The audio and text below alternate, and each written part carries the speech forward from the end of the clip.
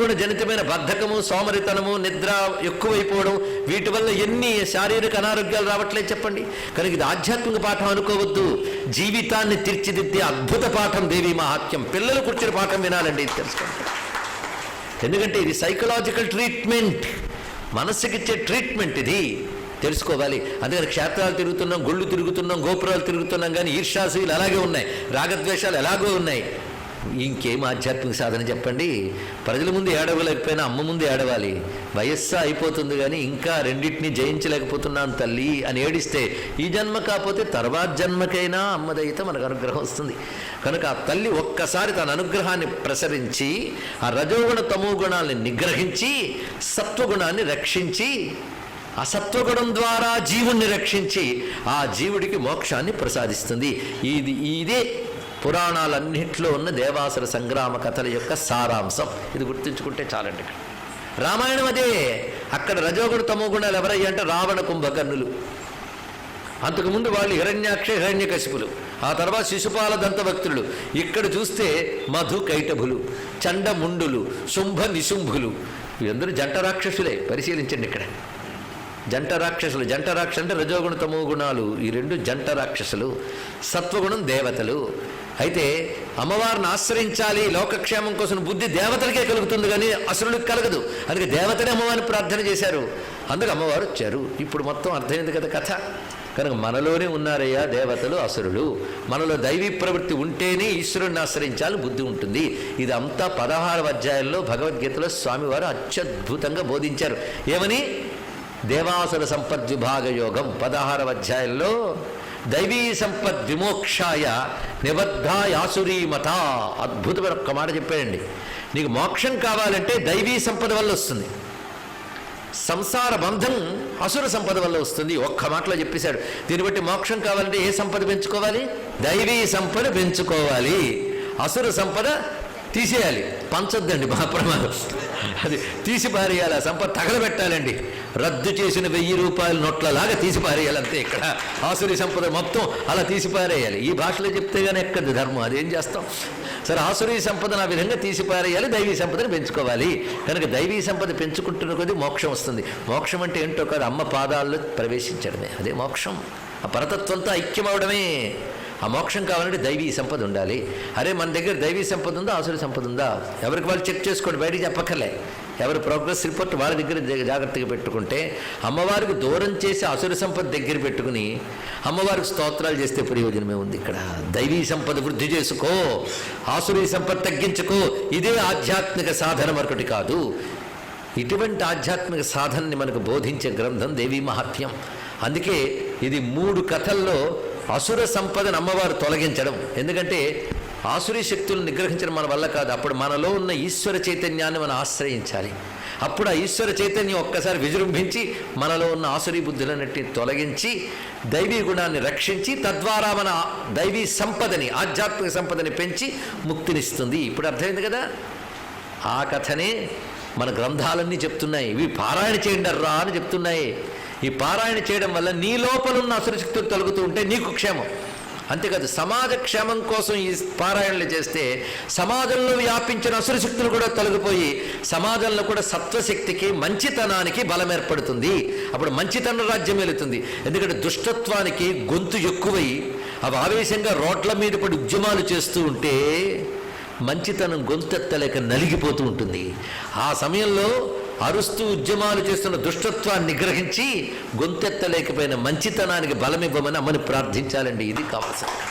కనుక సమాజంలోనూ సాత్విక శక్తి ఉండాలి, మనలోనూ సాత్విక శక్తి ఉండాలి. అందుకే ఏడాది అమ్మ ముందు మొరపెట్టుకో, నీలో సమాజంలో ఉన్న అసుర శక్తులు తొలగాలని కోరుకో అని ప్రార్థన చేయాలండి. మనకి ఏడాది దేవతలకు ఒక రోజు. అందుకే ప్రతి శరన్నవరాత్రులు చేస్తే దేవతల లెక్క ప్రకారం రోజుకోసారి అమ్మవారిని తలుచుకున్నామని. అలాగని ఏడాదికోసారి చేయమన్నాను అని చెప్పడం కాదు, ప్రతిరోజు చేయండి, ఏడాదికోసారి గట్టిగా చేయండి. ఇక్కడ ఇప్పుడు మనం ఈ భవ్యమైనటువంటి ఈ మౌలిక సూత్రం ఇప్పుడు మనం తెలుసుకున్నాం. దీనితో ఈ కథను తెలుసుకునే ప్రయత్నం చేద్దాం. ఇప్పుడు రాక్షసుడి పేరేమిటి? మహిషాసురుడు. వీడు జంట రాక్షసుడా, ఒక్క రాక్షసుడా? ఒక్కడే. అంటే భలే ఉంది. అంటే ఆ ఇద్దరిని కలిపేసుకుని కూడా అయ్యాడు అనమాట. రజోగుణ తమో గుణాలు కలిపేసుకొచ్చాడు. కానీ మహిష అనేది తమోగుణం, అసుర అనేది రజోగుణం, రెండూ కలిపేసి మహిషాసురుడుగా ఉన్నాడు అన్నాడు. మహిష అనే శబ్దానికి అర్థం చాలా మందికి తెలిసి ఉంటుంది. ఎందుకంటే సంస్కృత భాష తెలియదు కనుక వినడానికి బాగుంది. ఈసారి పిల్లలు పుడితే ఈ పేరు పెట్టుకుంటానంటే మహాప్రమాదం. మహిష అంటే దున్నపోతు. ఇప్పుడు చెప్పండి, దున్నపోతు. దున్నపోతుకు తమోగుణం చాలా ఎక్కువ. ఇప్పుడు మన దేశ ప్రజల్లో కూడా ఎక్కువ. ఏం చేస్తాం కానీ వాళ్ళు అలా అనకూడదు, అంటే కొమ్ములతో పొడుస్తాడు, అదో ప్రమాదం. అయితే మనం కూడా అవుతూ ఉంటాం. అప్పుడు కూడా వచ్చింది బాధ. ఎందుకంటే సావాస లక్షణం. వాడి ప్రభావం మనపై, మన ప్రభావం వాడిపై. ఏం దౌర్భాగ్యం. సాధారణంగా రోడ్డు మీద వెహికల్ వెళ్తుంటే దున్నపోతు నిలబడింది అనుకోండి, మధ్యలో పరిస్థితి ఏమిటి? మీరు కష్టపడాల్సిందే, పక్కకి వెళ్ళదు. దానికి సెన్సిటివిటీ ఉండదు, స్పందన ఉండదు. మొద్దుబారుడు తనము, ఏమి చెప్పినా అదే నమోస్తున్నారాయణ అనే తమోగుణం మహిష, దున్నపోతు అన్నాడు ఇక్కడ. ఎనుబోతు మీద వాన అని సామెత విన్నారా? ఇంకా తెలుగు కొంచెమైనా బ్రతుకుంది తెలుగునాట. ఎనుబోతు మీద వాన అంటే అర్థం ఏంటి? ఏం వాన కురిసినా అదే చలించుదుట. అలా గురువులు వచ్చి జ్ఞానం వర్షం కురిపించినా లోపలికి ఒక్కటి ఇంకదనమాట. ఆ మొద్దుబారుడు తనమే, సెన్సిటివిటీ లేకపోవడమే బండతనమే. అదే బండాసురుడు. ఆ బండతనమే మహిష. దానికి అసురత్వం కలిసింది. అంటే రజోగుణ తమోగుణాత్మకమైనటువంటి ఆ దుర్మార్గం ఒకటి కలిసిపోయింది, అది అసుర కలిసింది. కానీ మహిష అసుర, మహిషాసుర, కరడుగట్టిన రజోగుణ తమోగుణాల ముద్ద. దీన్ని బట్టి కథలు జరిగాయంటారా, జరగలేదంటారా? జరిగితే ఎవడైనా మహిష అని పేరు పెట్టుకుంటారండి? ఎంత రాక్షసుల తల్లైనా రాక్షసుడు మహిష అని పేరు పెట్టుకుంటుందా? అంటే జరగలేదని మేము చెప్పం, జరిగిందనే చెప్తూ ఉంటాం. కానీ అప్పుడు జరిగినదైనా ఇప్పుడు జరుగుతున్నది కూడా గనక, అప్పుడు మహిషాసురుని అప్పుడు పుట్టి చంపేసావమ్మా, ఇంకా ఒక లోపల డెవలప్ అవుతున్నాడు, వాడిని పోగొట్టమ్మా అని అడగాలి మనం ఇక్కడ. అదే మహిషాసుర సంహారం అనే కథను చూడండి. ఈ లోపల దగ్గర అంతరార్థాలు ప్రపంచానికి చెప్తే, ప్రపంచంలో ప్రతి వ్యక్తికి పనికొచ్చే జ్ఞానం, ధర్మం ఇవ్వగలిగిన సత్తా హిందూ పురాణాలకి మాత్రమే ఉందని మనకు స్పష్టమవుతున్నది ఇక్కడ. నేను సమాజంలో రజోగుణ తమోగుణాలు తగ్గాలి, సత్వగుణం పెరగాలనేది ఏ మతానికి సంబంధించిన కాంక్ష చెప్పండి? మతాలనేవి పుట్టక ముందు ఉన్న హిందూ ధర్మం చెప్పింది తెలుసుకోండి. మతాల తర్వాత పుట్టి హిందూ ధర్మానికి, హిందూ జ్ఞానానికి మతం అని పేరు పెట్టేశాం. చాలా తప్పు. ఇది యుగాల నుంచి ఉన్న జ్ఞానం. హిందూ మతం అంటే యుగాల నుంచి ఉన్న జ్ఞానం. మతం అనేది పుట్టక ముందున్న జ్ఞానం, ధర్మం. ఇది తెలుసుకోండి ఇక్కడ. ఇది యూనివర్సల్, విశ్వజనీయమైన ఒక అద్భుతమైన సత్యం. అందుకే అనేక మంది యోగులు, మహాత్ములు చండీ సప్తశతిని ఎలా ఉపాసన చేస్తున్నారో తెలుసా? మనలో చాలామంది కొందరు పారాయణ చేస్తారు, కొందరు హోమాలు చేస్తారు. కానీ దీన్ని యోగంగా, ఉపాసనగా గ్రహించిన కొందరు ఔత్తరాహికుల్ని చూడడం జరిగింది. నేను ఉత్తరాదిలో ఉంటారండి కొంతమంది. ఒక ఉత్తరాది యోగి మొత్తం చండీ సప్తశతికి సంబంధించి 3 గ్రేట్ వాల్యూమ్స్ రాశాడు, పెద్ద పెద్ద వాల్యూమ్స్ 3. ఆ 3ంటిని తీసుకుని యోగశాస్త్రంతో అన్వయించి ఇదంతా యోగశాస్త్రం అన్నాడు. ఇంకొక ఆయన ఇదంతా తత్వశాస్త్రం అని చెప్పాడు. మనం అలా చూడట్లేదు. చండీయాగం జరుగుతోందంటే అదేదో మహిమ జరుగుతోందని ఒక భ్రాంతితో కూర్చుంటున్నాం. మహిమ ఉంది, లేదని కాదండి, కానీ అందులో ఏముందో గ్రహించట్లేదు. అది జాగ్రత్తగా చూసుకుంటే అదొక అంతర్ముఖ ప్రయాణం.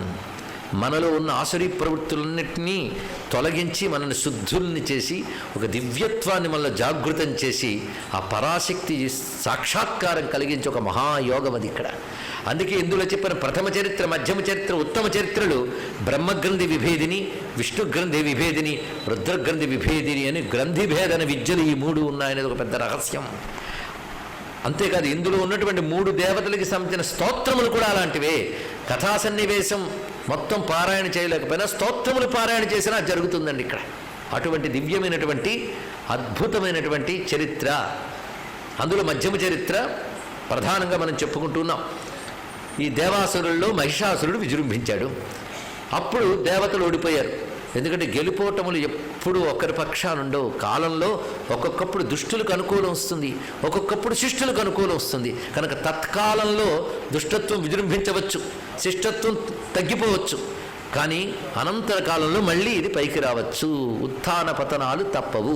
కానీ నిరంతరం దేవాసుర సంగ్రామం జరుగుతూనే ఉంటుంది. సమాజంలో, వ్యక్తిలో జరుగుతూనే ఉంటుంది ఇక్కడ. కానీ మనం ఆకాంక్షించవలసింది మాత్రం దేవ విజయమే. అది ఎప్పుడైతే ఈ విధంగా దేవాసుర సంగ్రామం జరిగిందో, ఓడిపోయారో, తత పరాజితా దేవా పద్మయోనిం ప్రజాపతిం పురస్కృత్య గతాస్తత్ర యత్ర ఈశగరుడ ధ్వజౌ. వెంటనే దేవతలందరూ కలిసి, ఎందుకంటే ఇక్కడ చెప్పే కథ సింబాలిజం అంటారే, ప్రతీకవాదం, అదేవిధంగా సజెస్టివ్గా కొన్ని ఫిలాసాఫికల్ రహస్యాలు సంకేతవాదంగా చెప్తుంది. కానీ సంకేతవాదం ప్రతీకవాదం అని సాహిత్యంలో చాలా గొప్పవి, ప్రపంచ సాహిత్యంలో. ఆ 2 యుగాల క్రితమే చూపించింది మన పురాణం. ఇక్కడ దేవతలందరూ కలిసి బ్రహ్మదేవుణ్ణి ముందు పెట్టుకుని శివుడు విష్ణువు ఉన్న చోటుకి వెళ్ళారు అన్నారు.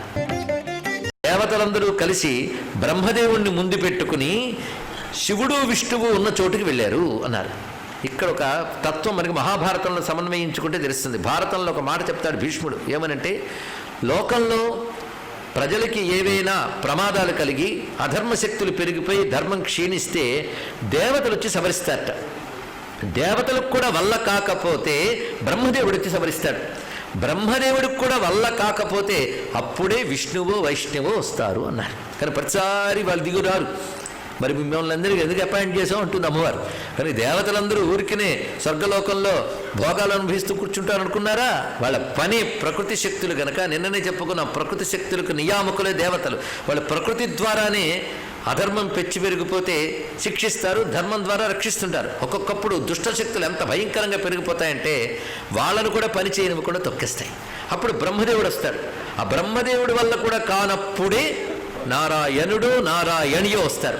వాళ్ళని శాసించగలిగే వాళ్ళు ఎవరూ లేరండి, వాళ్ళని తగ్గించగలిగే వాళ్ళు ఎవరు. ఇది రహస్యం గ్రహించాం కదా. ఇప్పుడు వీళ్ళందరూ ఎక్కడికి వెళ్ళారు? విష్ణువు శివుడు ఉన్న చోటుకు వెళ్ళారు. వెళ్ళి యథావృత్తం తయోస్తద్వన్ మహిషాసుర చేష్టితం, మహిషాసురుడు చేసిన పనులన్నీ చెప్పారు.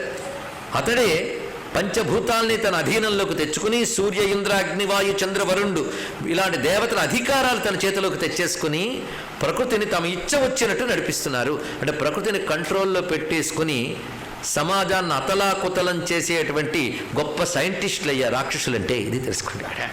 ఎందుకంటే ప్రకృతిని గతులు మార్చేసి అడ్డదిడ్డం చేసి సైన్స్ డెవలప్మెంట్ పేరుతో ప్రకృతికి దెబ్బతీస్తున్న వారందరూ రాక్షసులే. అవునా లేదా? మొత్తానికి అలాంటి గొప్ప గొప్ప సైంటిస్టులు మన రాక్షసులు, తెలిసింది కదా. మహిషాసురుడు అలాంటి వాడు. దాంతో వీళ్ళందరూ ప్రార్థన చేయగానే ఒక్కసారిగా ఇత్తం నిశమ్య దేవానాం వచాంసి మధుసూదన చకార కోపం శంభుశ్చ భృకుటి కుటిలాననౌ.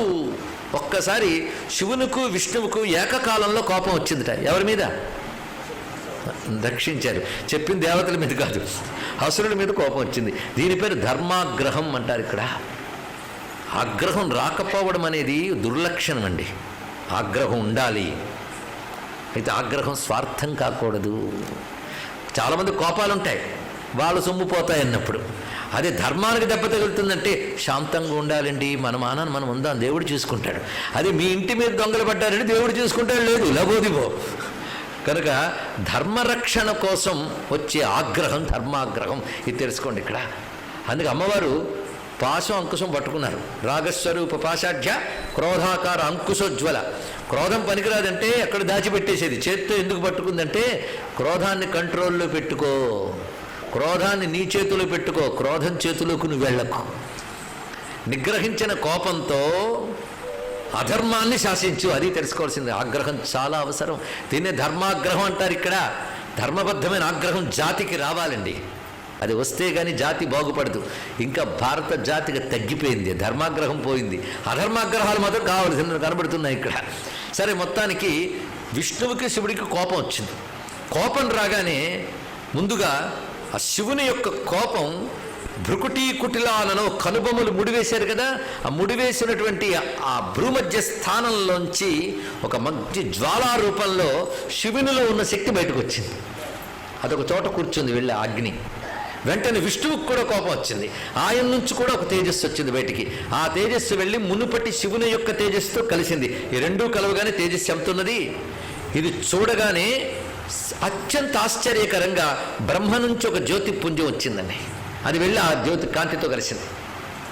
అక్కడున్న ఇంద్ర యమ వరుణ అగ్ని వాయు ఇత్యాది దేవతలు ఎవరెవరైతే ఉన్నారో అంటే ద్వాదశాదిత్యులు, అష్టవసువులు, ఏకాదశ రుద్రులు, అశ్విని దేవతలు ఇత్యాది దేవతా గణములు ఎంతమంది ఉన్నారో అందరిలోంచి వారి లోపల ఉన్న ఒక శక్తి రూపమైన తేజస్సు బయటికి రావడం మొదలుపెట్టింది. ఆ వచ్చిన ప్రతి తేజపుంజాలు అన్నీ కలిసి కలిసి కలిసి అంతకు ముందు ఉన్నటువంటి బ్రహ్మ విష్ణు రుద్రుల యొక్క అగ్నిస్వరూపం ఉంది కదా, దాంతో వెళ్ళి కలిసిపోయాయి. కలిసిపోగానే ఎలా తయారై ఉంటుందో ఊహించండి. ఈ సర్వదేవతల యొక్క తేజస్సు శక్తి కలిసి ఒక మహా అగ్నిపుంజంగా ఏకీకృతమై వెలుగుతోంది. అత్యద్భుతమైన ఘట్టాన్ని వర్ణిస్తున్నారు ఇక్కడ. ఇలా అవగానే అతీవ తేజసకూటం జ్వలంతమివ పర్వతం దదుసుస్తే సురాస్తత్ర జ్వాలావ్యాప్త దిగంతరం. ఒక అద్భుతమైన మహాకాంతిపుంజం ఏర్పడింది. 100,000 సూర్యమండలాలు ఒక్కసారి ఉంటే ఒక చోట వస్తే ఎలా ఉంటుందో ముద్ద కట్టినట్లు అలా ఉందండి. ఆ తేజస్సు నుంచి వచ్చిన జ్వాలలతో అంతా ప్రకాశిస్తోంది. ఏమీ కనిపించట్లేదు. నిజారుణ ప్రభాపూర మధ్య బ్రహ్మాండ మండల అన్నట్టు ఆ మహాకాంతిపుంజము నుంచి వచ్చే జ్వాలలు తప్ప ఇంకేమీ గోచరించట్లేదు. అలాంటి ఆ మహా తేజస్సు అందరూ చూస్తూ ఉండగా ఆ కాంతిపుంజం అంతా కలిసి ఒక ఆకారం ధరించిందండి. రమ్యమైన ఆవిష్కారం ఇక్కడ సాక్షాత్కారం జరుగుతోంది. శ్రద్ధగా ధ్యాన దృష్టితో వినండి. ఆ కాంతిపుంజం, ఏ ఆకారము లేని కాంతిపుంజం, సర్వదేవతల శక్తులు ఏకీకృతమైనటువంటి ఒక మహాకాంతిపుంజం కలిసి ఇప్పుడు ఒక రూపం ధరిస్తోంది. ఆ రూపం ఎలా ఉందంటే అతులం తత్ర తత్తేజ సర్వదేవ శరీరజం ఏకస్థం తదభూన్నారీ వ్యాప్త లోకత్రయం త్విషా. ఆ కాంతిపుంజమంతా కలిసి మొత్తం 18 చేతులతో ఒక మహా స్త్రీ రూపం ధరించి గోచరించింది ఎదురుగా. ఆ తల్లే దుర్గా, జగదంబ, జగన్మాత సాక్షాత్కరించింది. ఈ కథ జాగ్రత్తగా విన్నారా? అందుకే జాగ్రత్తగా వినాలండి. దుర్గంటే ఏమనుకున్నారు? సర్వదేవతల శక్తి ఒక్క చోట కనబడితే ఆ స్వరూపం పేరు దుర్గా. కనుక దుర్గా అంటే సర్వదేవాత్మిక. సర్వదేవాత్మిక. ఒక్క దుర్గమ్మను నమస్కరిస్తే సర్వదేవతల్ని నమస్కరించినట్లే తెలిసిపోయింది కదా. అయితే ఇప్పుడు మనం ఆలోచించవలసిన అంశం, వీళ్ళందరి నుంచి వచ్చినది కలిసి ఒక రూపం ధరించింది అంటే అమ్మవారు వీళ్ళందరూ తేజస్సు వల్ల వచ్చారనమాట అనుకోకూడదు. అసలు వాళ్ళకి అంతకుముందు ఆ శక్తి ఎక్కడి నుంచి వచ్చింది ఇది ఆలోచించాలి. అమ్మ నుంచే వాళ్ళలోకి ఆ శక్తి కిరణాల్లాగా ఇంతకు ముందు వెళ్ళింది. ఇప్పుడు ఎవడి దాంట్లో వాడి శక్తి వాడికి ఉంది. కానీ ఎవడి శక్తి వాడిది ఇప్పుడు అసుర శక్తి అణచడానికి సరిపోవట్లేదు. కనుక వాళ్ళందరూ ఏకాగ్రంగా ధ్యానంలోకి వెళ్ళి అమ్మ ఇచ్చిన వాళ్ళ శక్తులన్నిటి ఒక దగ్గరికి తెచ్చారు. అప్పుడు ఏ శక్తి ఈ కిరణాల రూపంలో వాళ్ళకి వెళ్ళిందో ఆ శక్తి ఇదంతా కలిపి ఒక రూపంతో కనిపిస్తుంది ఎదురుగా. గ్రహించవలసిన స్వరూపం ఇది ఇక్కడ. అందుకే అమ్మ సూర్యుడైతే దేవతల కిరణాలు. ఈ మాట అర్థమైతే చాలండి. ప్రతి కిరణాలలో సూర్యశక్తి, ప్రతి దేవతలు అమ్మ శక్తి. అందుకే అమ్మ సర్వదేవాత్మిక. ఈ భావం తెలియాలి. ఎప్పుడు జగన్మాతను ఆరాధించినా ఆవిడ సర్వదేవాత్మిక అనే భావం కలగాలి. కనుక ఆ తల్లి శరీరంలో ఏ ఏ దేవత వల్ల ఏ ఏ అవయవం ఏర్పడిందో ఇప్పుడు చెప్పబోతున్నాడు. శ్రద్ధగా ధ్యాన దృష్టితో వినండి. ఇవి పారాయణ చేస్తే ఫలితం ఇచ్చేవి. దీన్ని బట్టి అమ్మ శరీరంలో ఉన్న అవయవాలు మన వంటి మాంస రక్త అస్థిమయములైన శరీరములు కావు. మనోవికారాలకు కారణమయ్యేటువంటి ప్రకృతి లక్షణాలేవి అందులో లేవు. అందులో ప్రతి అవయవం ఒక దేవతాశక్తి. అందుకే అమ్మవారు ఒక్కొక్క అవయవాన్ని ధ్యానించడం ఆయా దేవతా మంత్రాన్ని ఉపాసించడం వంటిది. అందుకే భగవత్పాదుల వారు అమ్మ శరీరంలో శిరస్సు నుంచి పాదం వరకు ఎందుకు వర్ణించారంటే ఒక్కొక్క శరీర భాగం ఒక్కొక్క దేవతాశక్తి. ఆ దేవతాశక్తి మన శరీరాన్ని రక్షించాలి, ప్రపంచాన్ని రక్షించాలని ప్రార్థించడమే అమ్మని ఆరాధించడం అనేటువంటి అంశం. ఇప్పుడు అమ్మవారి యొక్క స్వరూపంలో ఏ ఏ శరీర భాగం ఏ దేవత యొక్క తేజస్సు అనేది ధ్యాన దృష్టితో శ్రవణం చేద్దాం. యదవూచ్ఛాంబవం తేజస్తేనాజాయత తన్ముఖం. అమ్మవారి ముఖం శివుని యొక్క తేజస్సుతో ఏర్పడినది. యముని యొక్క తేజస్సుతో కేశములు ఏర్పడ్డాయి. విష్ణు తేజస్సుతో బాహువులు ఏర్పడ్డాయి, చేతులు ఏర్పడ్డాయి. చంద్ర తేజస్సుతో అమ్మవారి యొక్క వక్షస్థలం స్తనద్వయం ఏర్పడింది. ఏమి అద్భుతమైన భావం అండి. మళ్ళీ దీనికి అంతటికి వ్యాఖ్యానిస్తాను 4 రోజులు కావాలి మొత్తం సప్తశతికి. ఎందుకు చంద్రస్థానం అక్కడ చెప్పారంటే సృష్టిలో ఆహారాన్నిచ్చే చంద్రుడు. ఇది రహస్యం. చంద్రుడే సోమో భూత్వా రసాత్మక పుష్ణామి చౌషధీ సర్వ. ఔషధులన్నీ చంద్రుడి వల్ల పెరుగుతున్నాయి, ఔషధుల వల్ల మనం పెరుగుతున్నాం. అంతేకాదు చంద్రుడే పూర్వపక్షంలో దేవతలకి, తర్వాతి పక్షంలో పితృదేవతలకి ఆహారం ఇస్తున్నటువంటి వాడని శాస్త్రం తెలిసిన వారికి తెలుస్తుంది. కనుక సర్వజీవకోటికి ఆహారం చంద్రుడి వల్ల లభిస్తోంది. కనుక తల్లి యొక్క వక్షస్థలం శిశువులకి ఆహార స్థానం కనుక ఆహార స్వరూపమైన చంద్రుడు అమ్మవారి వక్షస్థలంగా వర్ణించబడ్డాడు. ఇలా ప్రతిదీ ఔచిత్యం చూపిస్తూ ఉంటే దేవతా శక్తి అంటే ఏమిటి, ఆ శక్తికి అవయవానికి ఉన్న సంబంధం ఏమిటి, ఆ దేవతను ఆరాధించడం వల్ల ప్రయోజనం ఏమిటో తెలుస్తుందని ఇంత లోతు ఉంది హిందూ ధర్మంలో తెలుసుకోవాల్సింది. ఒక దేవతా స్వరూపం వెనకాల ఇంత రహస్యం. సౌమ్యేన స్తనయోర్యుగ్మం మధ్యం చ ఇంద్రేణ చాభవత్. ఇంద్రుని యొక్క తేజస్సుతో నడిమి భాగం ఏర్పడింది. వరుణుని యొక్క తేజస్సుతో పిక్కలు తొడలు ఏర్పడ్డాయి. భూమి యొక్క తేజస్సుతో పిరుదులు ఏర్పడ్డాయి. బ్రహ్మ తేజస్సుతో పాదములు ఏర్పడ్డాయి. సూర్య తేజస్సుతో అమ్మ కాలి వేళ్లు ఏర్పడ్డాయి. వసువుల యొక్క తేజస్సుతో చేతివేళ్లు ఏర్పడ్డాయి. కుబేరుని యొక్క తేజస్సుతో నాసిక ఏర్పడింది. దక్షుడు, అంగిరుడు మొదలైన ప్రజాపతుల తేజస్సుతో దంతములు ఏర్పడ్డాయి. ప్రజాపతుల యొక్క తేజస్సు అమ్మ దంతములు. అలాగే అమ్మ అగ్ని తేజస్సుతో అమ్మకు 3 నేత్రములు ఏర్పడ్డాయి. ఉభయ సంధ్యలు అమ్మవారి కనుబొమలయ్యాయి. ఏమి భావన చూడండి ఇక్కడ. అమ్మవారి యొక్క మహావిరాట్ రూపం ఎదురుగా వర్ణిస్తున్నారు ఇక్కడ. వాయువు యొక్క తేజస్సుతో అమ్మవారికి చెవులు ఏర్పడ్డాయి. ఇతర దేవతల తేజస్సులు కూడా ఆయా అవయవములుగా అయ్యాయి అన్నారు. అంటే అన్యేషాంచైవ దేవానాం సంభవస్తేజసాం శివ. ఇంకా ప్రత్యవయములు వర్ణించకుండా ప్రధానము చెప్పి మిగిలినవి కూడా అనేక మంది దేవతల యొక్క తేజస్సులతో ఏర్పడ్డాయి. ఇక్కడ ఇతర పురాణాల్లో దేవీ భాగవతంలో మరికొన్ని చెప్పారు, అవి కూడా ఇక్కడ చెప్పుకుందాం. అధరశ్చాతిరోక్తోస్య రక్తోస్య సంజాతో అరుణ తేజస ఉత్తరోష్ఠస్తదారమ్య కార్తికేయస్య తేజస. దేవీ భాగవతంలో చెప్పిన అంశం. ఆమె క్రింది పెదవి అరుణుని యొక్క తేజస్సుతో, పై పెదవి కార్తికేయుని తేజస్సుతో ఏర్పడింది. దీన్ని బట్టి మనకు తెలుస్తున్నది ఏంటంటే సర్వదేవతల తేజోంశములు అమ్మ నుంచి వచ్చాయి. ఇవన్నీ కలిపితే అమ్మ యొక్క రూపములు.